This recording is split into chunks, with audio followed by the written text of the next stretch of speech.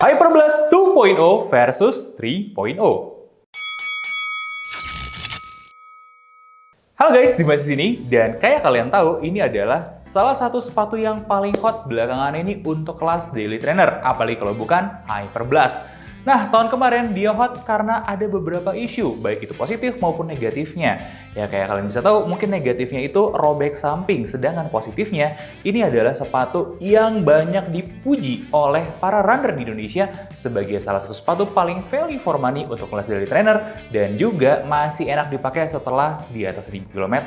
Kita pun mengakui ya, dari tes kita di sepatu berumur 1300 km ini ternyata cushionnya masih hidup. Nah, pertanyaan sekarang, dengan udah lahir yang versi 3.0, apa aja yang jadi improvementnya dan apakah masalahnya sudah teratasi di versi terbaru kali ini? Langsung aja kali ya, kita gas bedah. Kita gas bandingin kedua sepatu ini. Oke, perbandingan bakal kita mulai dari segi upper dulu ya, dimana kayak kita tahu ini dominan mesh yang ya kayak gini lah ya, cenderung Hyperblast itu agak tebel ya, baik generasi kedua, generasi pertama, sampai generasi ketiganya pun seperti itu. Ini wajar untuk daily trainer selama bisa breathable dengan baik ya, dan kita juga ngelihat kedua-duanya breathability-nya cukup bagus. Nah, tapi kan bukan itu yang ditanyain, benar. Pertanyaan netizen kan, udah oke belum dari uppernya ini? Nah, kita ngelihat di yang versi 2-nya ini ketebalannya 1,6 mm dengan arah seratnya yang kayak gini ya. Nah, kita ngelihat di versi 3 itu ketebalannya bertambah jadi 2,1 mm, lebih tebal. Dan ini nih alurnya juga sedikit berubah, si serat-serat kainnya. Gak cuma di situ aja, di sini ada reinforcement dalam bentuk TPU layer yang sebenarnya di versi sebelumnya itu udah ada. Satu, bentuknya logo.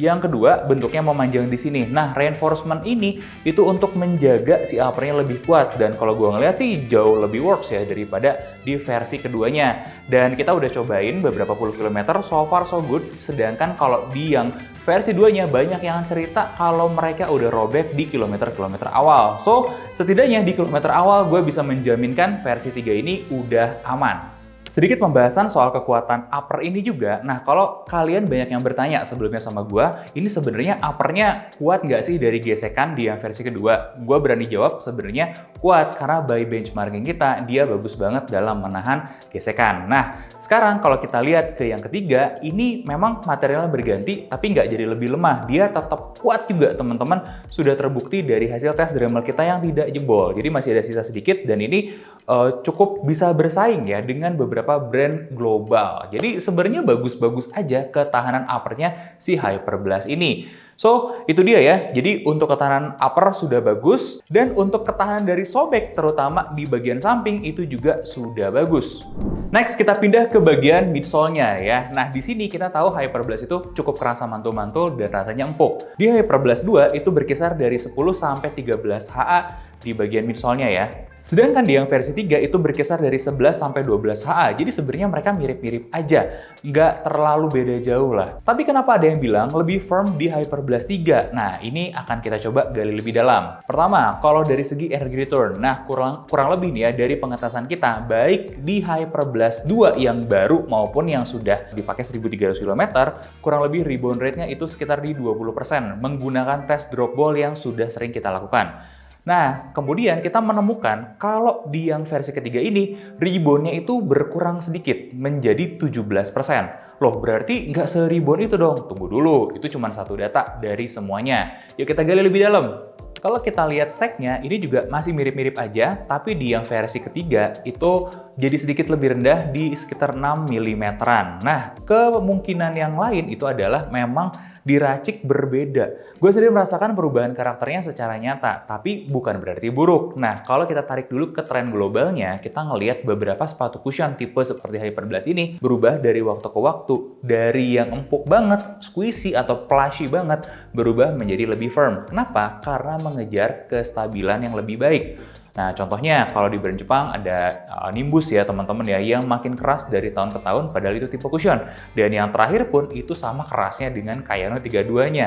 Nah, ini pun sepertinya terjadi Dimana gue menemukan firmness ini ditambahkan, bounce-nya berkurang sedikit, tapi kenyataan di lapangan saat kita pakai tidak segitu jauh, dan yang paling penting, ini kerasa jadi signifikan ya, lebih stabil. Jauh banget enggak, tapi dia secara signifikan terasa lebih stabil, terbukti kalau di jalan-jalan permukaan jelek gitu ya. Yang Hyperblast 2 juga nggak gampang bikin kita jatuh, tapi kalian mungkin ngerti lah ya, feeling-feeling ketika pakai sepatu stack agak tinggi di permukaan yang jelek. Nah, sedangkan di yang ketiga ini bener-bener gue ngelibasnya dengan penuh percaya diri, nggak bikin ankle sprain, nggak bikin goyang-goyang atau kayak gimana. Puas banget sih, bener-bener kestabilannya meningkat secara signifikan dan ini adalah yang kita butuhin untuk kebanyakan jalanan Indonesia. Lanjut, outsole. Ini yang suka ditanya sama orang-orang, gimana dengan outsole-nya, lebih kuat atau enggak? Yang di Hyperblast 2 ketebalannya 2,1 mm, sedangkan di yang ketiga 2,2 mm. Apaan nggak ngaruh nambah 0,1 mm? Tunggu dulu. Dari yang kita tangkap nih ya, lewat press conference Ortus waktu mengumumkan sepatu ini, mereka nyerita kalau yang diperbaikin itu bukan cuma ketebalan, tapi ketahanan abrasinya. Dan kita coba tes dengan Dremel ya. Untuk treatment yang sama, Dremel yang sama alatnya, kita mendapatkan kurang lebih pengurangan 10 mm dari yang dua. Ini aja artinya udah bagus banget mendekati levelnya Vibram. Sedangkan kalau kita lihat di yang ketiga itu 0,8 mm yang artinya dia sudah ada di kisaran Vibram. Nah, ini kan gokil teman-teman ya. Jadi kalau gua ngelihat pun ya dipakai beberapa puluh kilometer kagak ngaruh. Jadi intinya outsole Hyperblast yang kedua itu sebenarnya udah kuat banget, tapi di yang ketiga itu bakal jadi jauh lebih kuat lagi.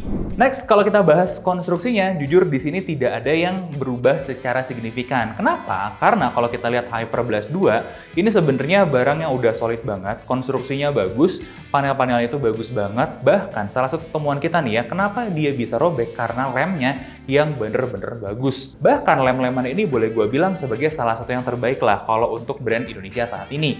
Kemudian kita lihat yang di Hyperblast 3 jelas lem-lemannya tidak dikurangin, kerapihannya itu sama, tingkat kerapihannya, dan lu lihat ini ya, bondingnya itu bener-bener wah sempurna banget. Itu bener-bener excellent, jadi tidak dikurangin dan tidak juga bertambah karena memang sudah bagus. No worries lah kalau buat konstruksi ya.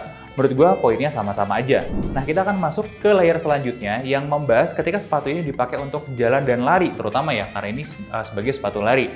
Ada satu hal utama yang gue notice, baik untuk versi keduanya ataupun versi ketiganya, secara reboundnya itu feel-nya agak delayed ya, bukan yang instan, langsung peng gitu mantul. Intinya nggak terlalu instan lah ya, tapi ini bukan berarti jelek. Memang karakter sepatunya seperti itu dengan tipe-tipe cushion seperti ini, dan artinya normal. Cuman kok rasanya lebih mudah pick up pace pakai Hyperblast 3 daripada 2? Nah, gue mau jelasin sedikit beberapa hal yang terjadi.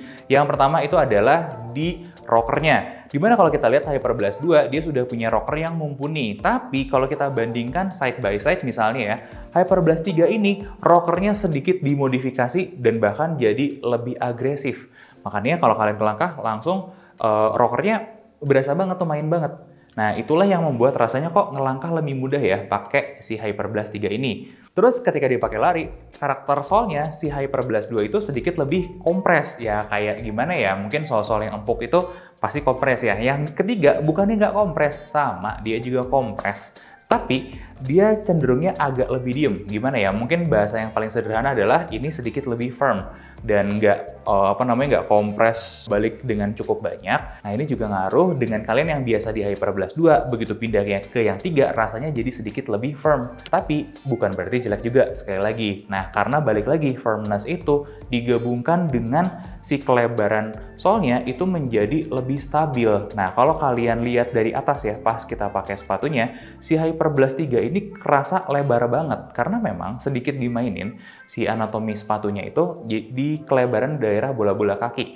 Tapi nggak jadi yang signifikan lebar banget, nggak. Nah, ini pengaruhnya jadi kayak gimana? Ya tadi itu, feel-nya di Hyperblast 3 sedikit lebih firm, nggak terlalu ngekompres gitu ya pas lagi impact, landing. Habis itu, waktu kalian lanjutin ya gait cycle-nya, pas lagi lari nih ya, itu lebih mudah lagi ngelangkahnya pakai ini, dan mantul-mantulnya tetap dapat. Cuman ketika landing itu selalu terasa jauh lebih stabil dibandingkan versi keduanya. Asik ya?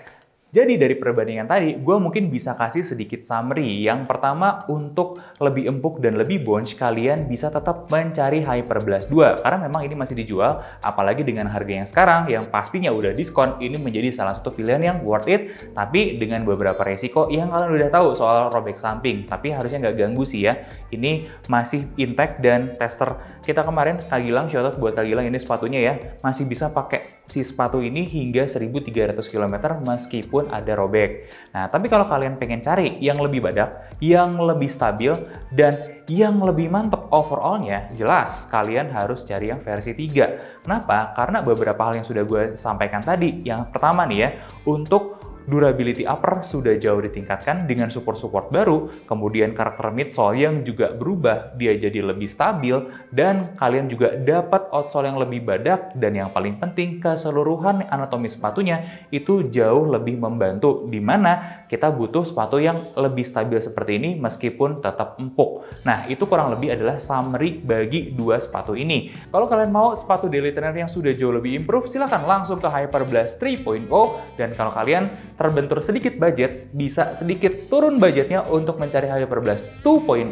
atau 2.1 yang diskonan. Nah, itu aja mungkin kesimpulan dari gua, tapi jangan lupa teman-teman ya, kalau Ortus itu sebenarnya ada beberapa item-item lain, contohnya kayak aparel yang lagi gua pakai, dan ini sumpah, ini juga improve dari aparel Ortus sebelum-sebelumnya, karena gua udah pakai dari 2024, 2025, ya sekarang gue nyobain versi terbarunya jauh lebih breathable lagi dan lebih gokil. Kalau kalian mau juga, kita sudah tampilkan beberapa produk-produk yang muncul di video ini di link-link di bawah, dan kalian juga bisa like, komen, dan subscribe, dan kasih saran kita untuk versusin sepatu apa lagi nantinya. Oke guys, sampai ketemu di video versus dan bedah selanjutnya.